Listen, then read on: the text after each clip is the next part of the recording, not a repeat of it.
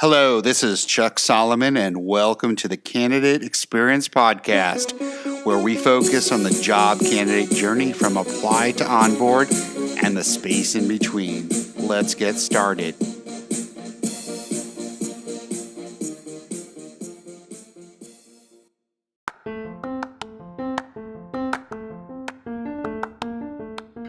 You care about the candidate experience, but have you ever wondered exactly how to bring your company to that next level and offer a world-class experience to your candidates?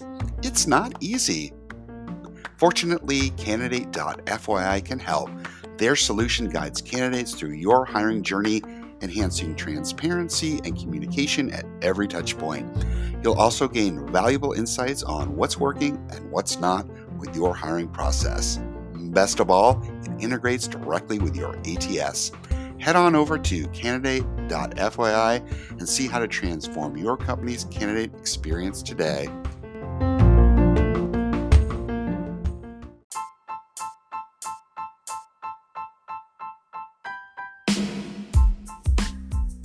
Welcome to the Shine Like a Diamond episode, where Omer Molad is my special guest. Listen in as he shares his insights on candidate experience, employer brand, culture carriers, the whole application process, and much, much more. If you like what you're hearing on this podcast, do subscribe wherever you enjoy podcasts, and please share with others. Want to comment, discuss, provide feedback? You can send me a note via LinkedIn or via the contact form on our website, thecx.xyz. I thank you for listening, and here's my interview. Hey, Omer, how are you today? Hey, Chuck, I'm great. How's it going? It's going very well. Thanks for being a guest on the podcast today. Thanks for having me. Appreciate it. So before we get into talking about candidate experience, can you give like a quick overview of sort of how did you get into the hiring industry? Sure. So this startup that I'm a co-founder of, Vervo, is really my first kind of official foray into the hiring industry. Sure. Prior to that, my only experience in hiring was being hired or trying to get hired and hiring people as a hiring manager, which I did a lot of in a past life, but I was not a recruitment practitioner in any form before starting this company. Sure. You talk to a lot of companies out there, and I think you see a lot of sort of good candidate experience, bad candidate experience. Like, what are you seeing, like, where companies are getting candidate experience, where they're doing it well? Unfortunately, it's the minority of companies that do it well, in my opinion. And sure. And if I had to really sort of boil it down to something really simple, a good candidate experience is an experience that sets a candidate up for success and gives them an opportunity to put their best foot forward. And a bad candidate experience is one that creates obstacles for the candidate and makes it difficult for them to put their best foot forward. And all the rest is really just detail, right? That's kind of the number one thing. When people are trying to get a job, they want it to be as easy as possible for them to, I hate to use the cliche, but to shine, to basically present themselves in the best light. And when that is difficult because they get eliminated or they have to fill in lots of forms or they have to go through lots of tedious steps that don't add a lot of value, that's when people get frustrated. And so the companies that do this the best typically get out of their own way, help candidates self-select and discover really quickly, is this for me or not? If not, thank you very much. If yes, why do I want this? And then give them an opportunity really quickly to put their best foot forward and showcase their talent and their skills. Yeah, I like what you mentioned about shine. I also think not only are the job seekers trying to make themselves shine, but for sure the companies themselves are trying to put their best foot forward and shine as well on the to sort of highlight their employer brand and really, make sure that people understand what it's like to work at that company. Like, can you think of any examples off the cuff of like companies? You don't have to name names, but like companies that have really done a great job in like just putting their best foot forward. Yeah, I think companies that, and we work with a few of them that give sort of candidates a realistic job preview, a day in the life, and it doesn't have to be physical. It doesn't have to be physically coming into the office, and it doesn't have to be something long, but to give people a glimpse of what it's really like. So to work there. So not, we're not talking about the ping pong tables. We're not talking about the stuff that's on the website. We're not talking about the fluff, but actually connecting with the rhythm of the company, the tasks that are relevant to the job, and that is the best, in my opinion, the best form of marketing to candidates. And if that's not for you as a candidate, well, that's great. It's not a great fit. You don't want candidates who are wanting to join for the wrong reasons. And so, if you be yourself, the people who are looking for you will find you. And I think that's true for individuals and for companies. And there are companies that do that rather than sort of going crazy on ad spend or traditional Sure. recruitment marketing. They're just kind of opening the doors and saying, hey, this is what we're about, and it can be in the form of videos of some of the employees who work there. It's sharing stories about the company and what they're doing. And it's not just when you need to hire, when you need to fill a job. It's all year, sharing stories about what you're doing, what you get up to as a company. Is your work meaningful? What do the employees think? And then it becomes less transactional.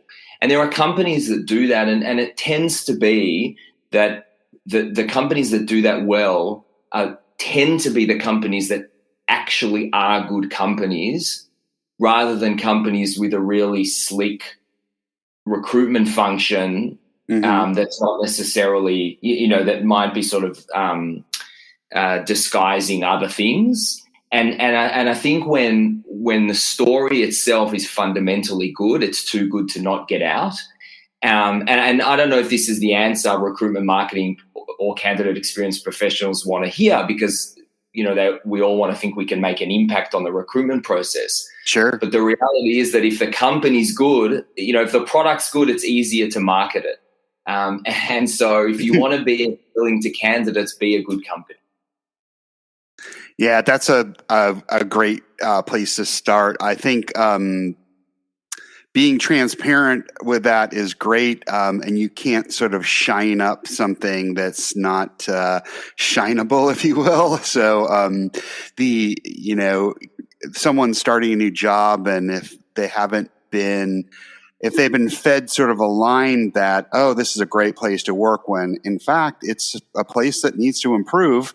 Once they start, they're going to be short-lived, because people have choices these days. And if the marketing for a great job doesn't end up being an actual great job at a great company, as you point out, people are just going to leave. It's going to be pretty evident pretty quickly. So right. Sure. And just to give a sort of a really tangible example, and this can get a little trickier. So at really big companies, you want to do this at the team level, and at smaller companies, you can do it at the company level. But right. There's a term, culture carrier, which when I first heard it, it really resonated with me, and it refers to a person in your company or in your team who reflects the best of what you're about as a company. This is the person who really role models the values and the behaviors, and this is the kind of person in your company who you would happily parade, where if people external to the company met that person, they would be impressed, and they would get a really good understanding of, the best things about the company. And every company has people like that. And so one good thing to do is to identify these people and first of all, make them a role model and call them out to everyone inside the company. But second, Sure. use them in recruitment and say, look, this is a great person for you to meet in the recruitment process. They can answer all your questions. They'll give you a real sense of, it might be 75% what we are today and 25% where we're headed and what we're aspiring to be. There's nothing wrong with that. There's nothing wrong with saying, listen, we're not exactly where we want to be. This is where we're aspiring to get as a company, and being honest about that. And I think using people who are living and breathing that inside your company can be it's a simple but effective way to engage with candidates who are thinking about, do I want to spend a meaningful part of my day and my life working in this company? Right. I think I've heard other companies refer to what you referred to as the culture carrier as like an employee ambassador. Is that synonymous? I think that's right. And I think the Okay. employee ambassador is kind of a more formal Sure.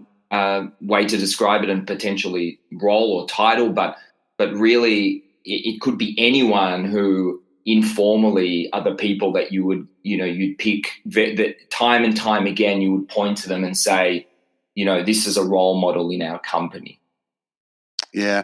And it would seem that wouldn't really require too much of an effort, or actually zero cost to actually implement either, wouldn't you say? Zero cost.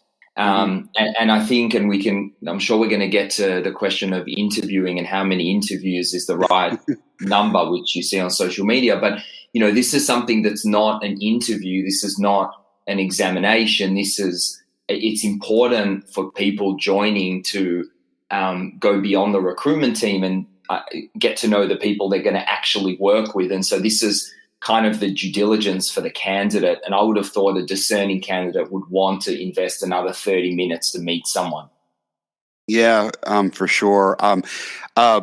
Pre-COVID, when I was looking at a company that I just learned about, that I was inquiring about myself personally, I actually went to their offices and checked them out, sort of like you might have heard of mystery shopper. Like, these are people that go into retail establishments to go ahead and see what the shopping experience was.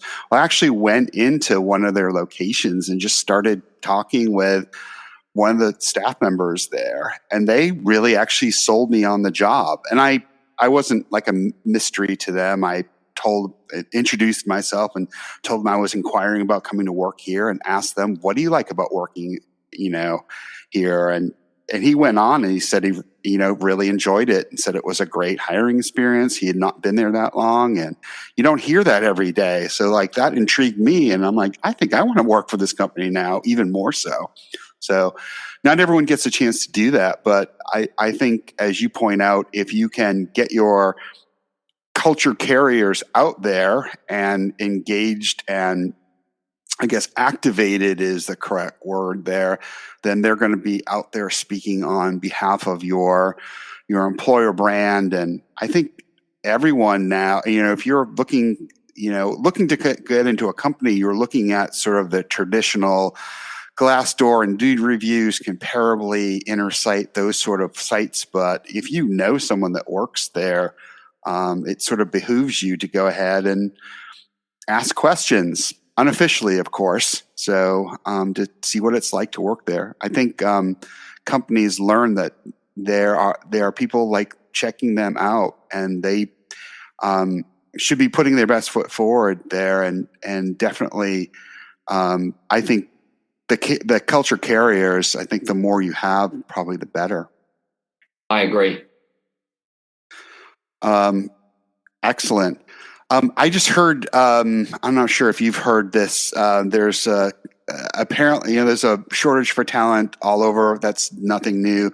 I just heard new today that there are actually employees that they're inquiring whether you're a Google Suite shop or a Office 365 Microsoft shop, and they have an affinity to one or the other. Have you heard about this yet?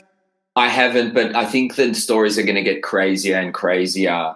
And I've seen all sorts of reasons that candidates are jumping ship or turning down offers. And I've seen companies sort of really going into the sort of realm of the bizarre in terms of what they're throwing at candidates. And I'm happy to be in the minority view on this, but I think what I would encourage people is not to overreact to the market in either direction. And so what you see is companies in a crazy frothy market like this sort of go nuts with perks, and almost to the point where I know for a fact we've spoken to companies that have said to us we're going to hire anyone with a pulse, Wow. and zero due diligence. They've dropped all the standards of candidate evaluation. And then in the opposite market, where employers have the power, often the same companies treat candidates frankly like crap. And I think both of those things are bad, because you'll end up regretting them, and you'll end up overhiring and overpaying, and then later in a downturn you end up having to fire people and cut costs because the CFO will say, now take 30% off the cost base. That's what always happens. And I think, yes, you need to be conscious of the market, but I think treat candidates. There is no market in which it makes sense to have a terribly long and onerous, obstacle-riddled candidate experience. No market.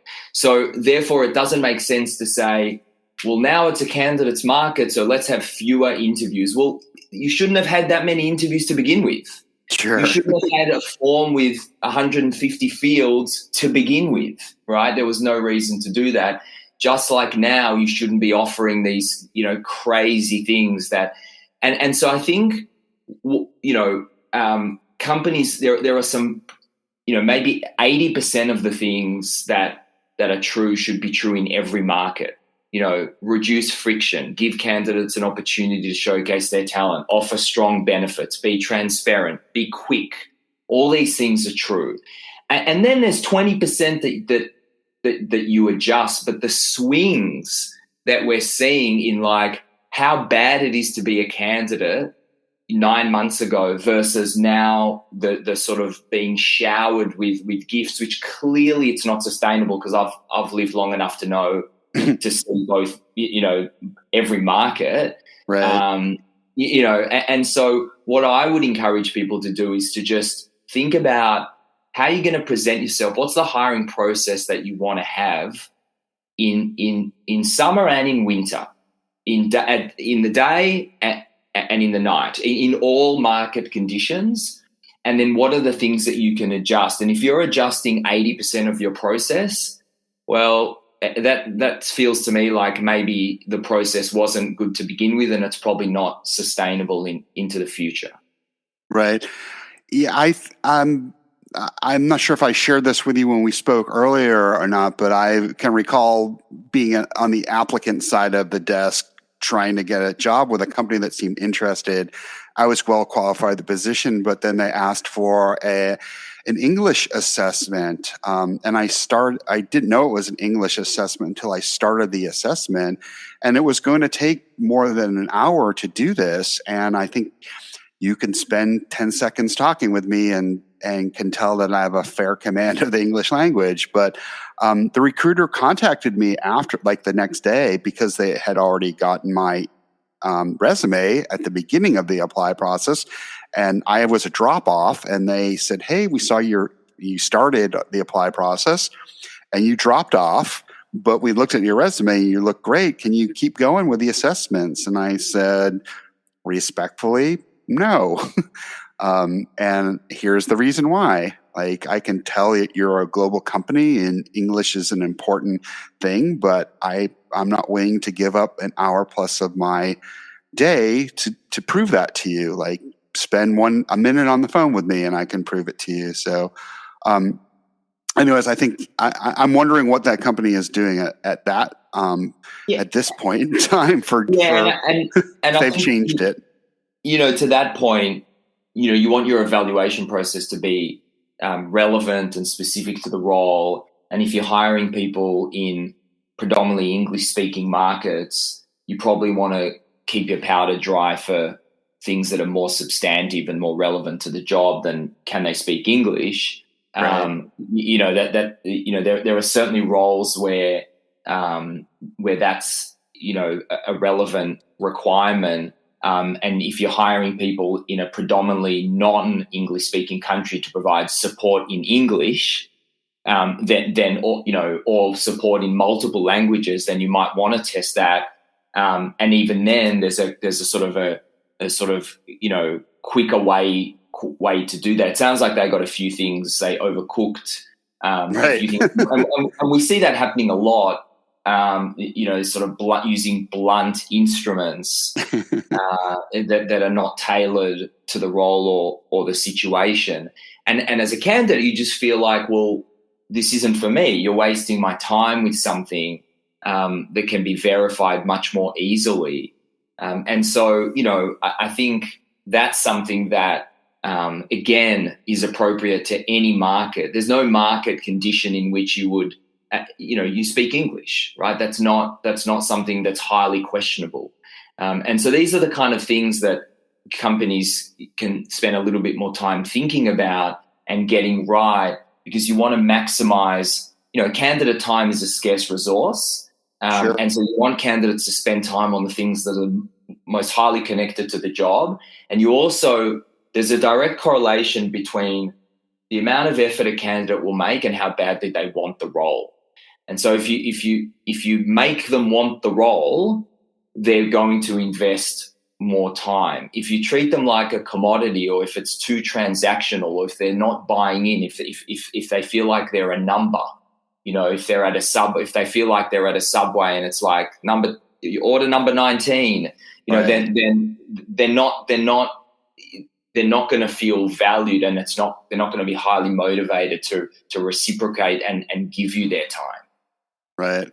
I think that's what really it boils down to, is being respectful of each other's time. And I think historically, a lot of the companies just haven't had a lot of respect for applicants' time, and they really should. So, what do you have? Sort of, to strike a happy balance, if there is this is neither a strong candidate market or a strong employer market, like irregardless of that, like, is there like a happy balance between like how much time a company should make a prospective applicant apply and go through assessment in order to be sort of considered part of the slate of candidates? Is there like a special number there? There is, but it's not uniform. It depends on the role. Sure. That's the first. So it's typically company, role, market. So they're the three things, but it depends on the role. So let's take a couple of examples. Right. So let's say that you're Walmart, and one of our customers, I can speak about it with a degree of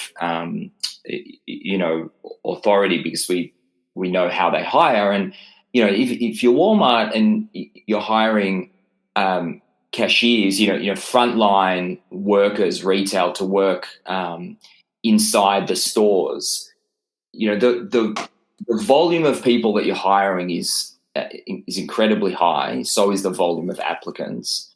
The skills required for the role are fairly simple. Okay, and so you don't need to put people through a huge amount of rigorous testing to establish that they can do the job. Okay, you can do something quite simple. Mm-hmm. On top of that, the amount that as an employee that you're getting paid would suggest that you're probably unlikely to spend hours and hours and hours, because the persona of that candidate is such that they're applying for multiple roles. A lot of them are hourly, and so they're not going to invest 10 hours in one job application.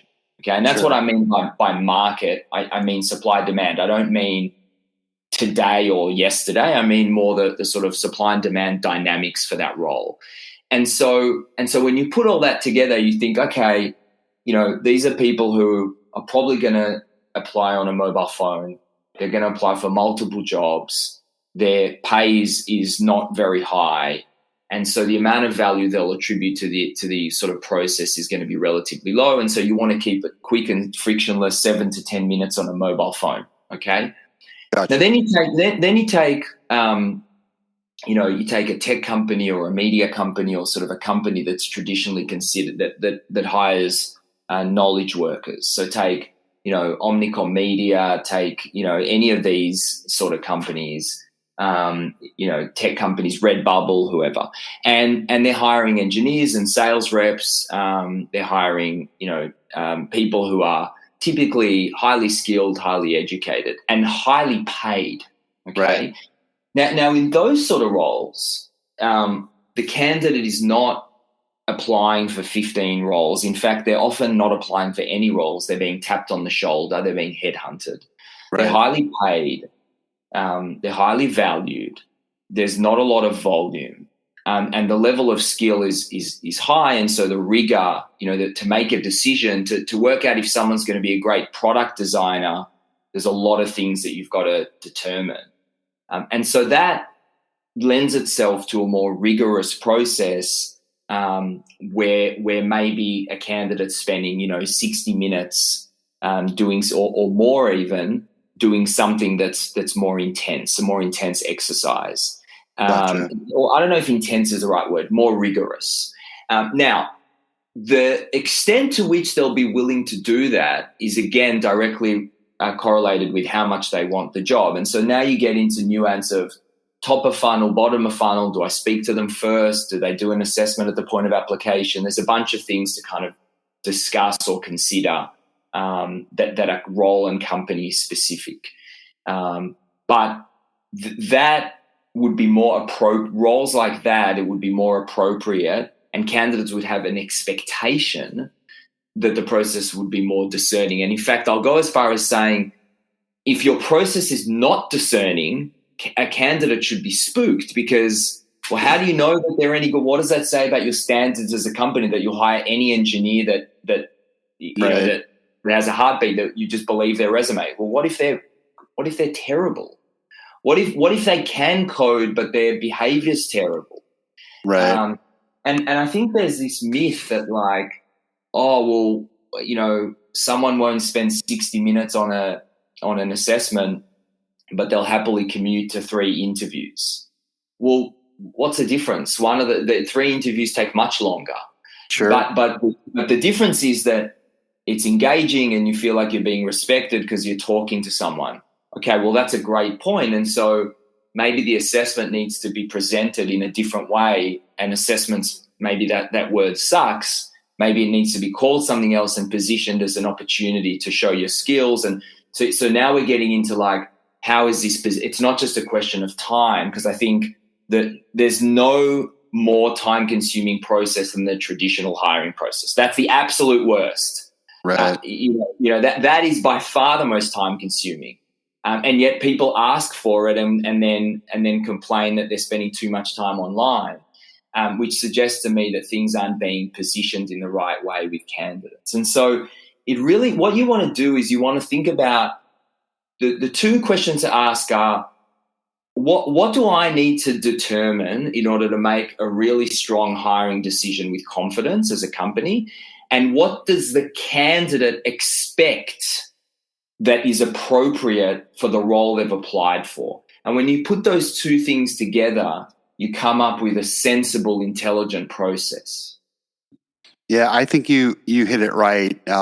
You're managing expectations dependent upon what the level of the job is, and that makes total sense to me. So, and if I can just add one other point, and I think Sure. very few companies do this, I think you should say up front, hey, this is our process and this is why. this is what you can expect. We're going to get you to do this, and then we're going to ask you to do that, and then we're going to give you an opportunity to do this, and this is why. This is why we care about these things. They give us insight. They give you insight. Is that okay with you? Does that sound reasonable? And they'll tell you. They'll say yes, or they'll say, no, this isn't for me. No, thank you. I've got 15 offers in my mailbox, in my inbox right now. And then you get feedback as a company, and you'll get it. It's a sensible way to do it. There's no need to I think it's frustrating to candidates when they go through this step and then they get told, now you've got these 5 other things, and they do those, and then they get told, now you've got to wait 2 weeks, and then you've got these 5 other things. It's like, well, just tell them in the beginning what they should expect the process will be. Yeah, that's an excellent tip, and like your other tip, doesn't require any money. There's no budget required. So that's right. Communication is free, and it's an underrated thing to just be open and communicate clearly. Yeah. Well, this is great. I really appreciate your tips here. Omer, if people wanted to get a hold of you after this, how can they do so? So in a number of ways, it's pretty easy to find me on social media, particularly LinkedIn, and the company's website, vervo.com, VRVOE.com. We have a ton of information on the website, on the blog, and a bunch of ways to communicate with our team directly. And we're constantly publishing articles and videos about everything from candidate experience to skills-based hiring, evaluation, specific roles, and everything in between. And we're also doing webinars, and we're doing a lot of education around skill-based hiring. So we're pretty easy to find. And what I'd encourage people to do is to really get involved and start talking about these issues of, what do we care about as a company? What is skills-based hiring? What is role-specific hiring? And how do we create a process for our company's hiring that is not just self-serving, but also additive to the candidate and really gives the candidate an opportunity to put their best foot forward. Great. And I will include those links that you mentioned in the notes for the episode. And Omer, I really appreciate your time today. Thanks for having me, Chuck. It's been great to chat to you, and I'm really glad that you're focusing on this issue, because it doesn't get talked enough, or it gets talked about, but it gets talked about in a often in a superficial way about how to how many interviews or how many fields in the form, but not what candidates. We should be talking about what candidates really care about and the experience that they're having. Totally agree. Thank you. Thanks for listening to the Candidate Experience Podcast. You can reach out to us via our website, thecx.xyz. That's thecx.xyz.